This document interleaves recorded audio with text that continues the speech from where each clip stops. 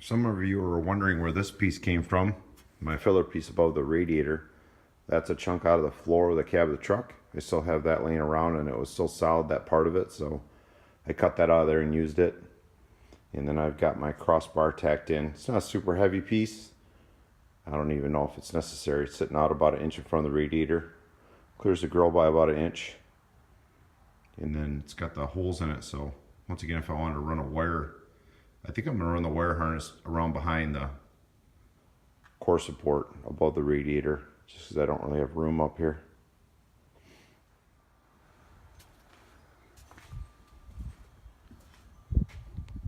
So there's what the core support is looking like off the truck. So on again, off again, on again. That seems to be the theme to these builds, especially when you're doing the front clip. That's what I've heard other people say. It rings true. And I still am planning on using the inner fender walls from the Crown Vic, but I think I can use the original 65 inner fender walls to create support to go down to pick up to bolt the Crown Vic inner fender walls on.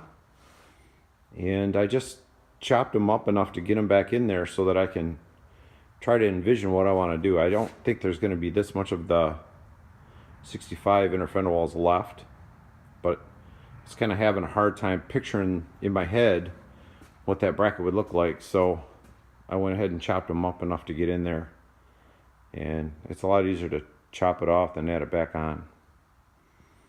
So now I'll put that core support back on the front and start figuring out from there. That's just great. More snow to plow. Yay.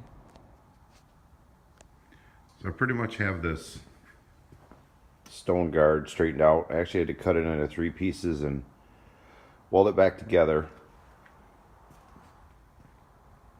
But that'll suffice. And now I'm on to my inner wheel well mock-up. I'm just kind of propped up in there. They both have one place they attach on the original Vic. It looks like I can use the stock air box. Not 100% sure. And today I'm going to work on getting the battery mounted up. I think it's going to, where I put the support for the, well, you can't see anything. Where I put the mount for the core support, I think I'm going to build it, go down with a strut and attach a support for the battery. Windshield washer tank looks like it'll fit, and the ECU can still go there. Rather have metal, but these plastic ones will work. So it's Saturday. It's a good day to work on the truck. We keep getting inundated by snow. I know I keep complaining about this, but it is slowing the build down, so I'll shovel this and then hopefully be back on the truck. Clean off this van. We need this later tonight, and there's, I don't know, 6-8 inches of snow piled on it. And it's snowing again. Well, that's life in Michigan. So I made this. I don't know if I'm necessarily proud of it at this point, but I brought it out here in the snow so hopefully you can see. But sets in the truck. This is the battery box. This is where the clamp goes for the battery. This is where the fuse box under the hood goes.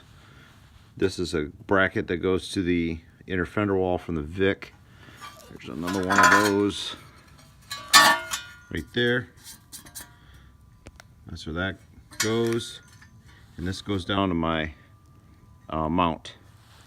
So I'll go show you where this goes in the truck. Okay, this is kind of hard to get a shot of, but down there is the mount, the front core support mount that the one angle goes down to. That clamp is where the angle off the battery box comes and gets welded to. And then that notch in the headlight bucket is where the back of the battery box runs across. And then I'll set the camera down here for a minute and insert it. It's kind of a two-hand operation. that's what sheet metal gets in the way when you're trying to insert it.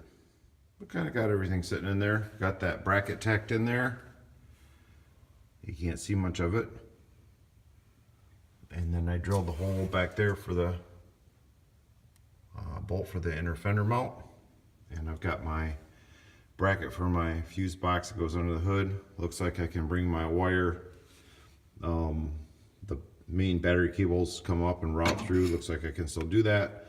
And then lines out of the fuse box will go down underneath, down under there, and then route back around and up through this area you can't see, and then back across the front of the, over top of the radiator.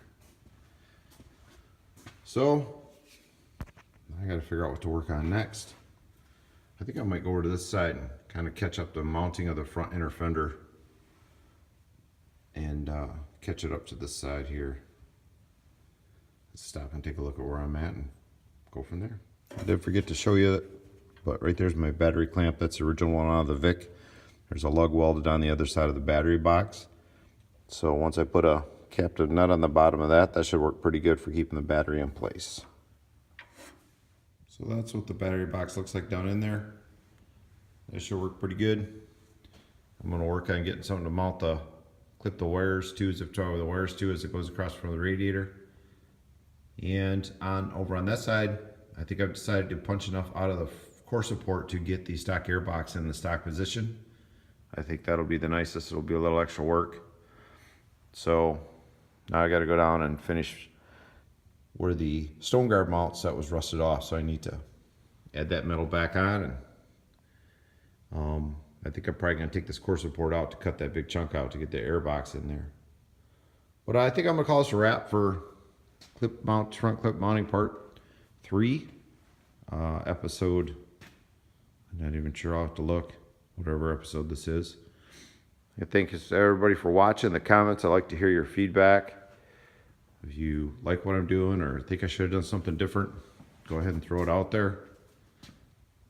Have a great day.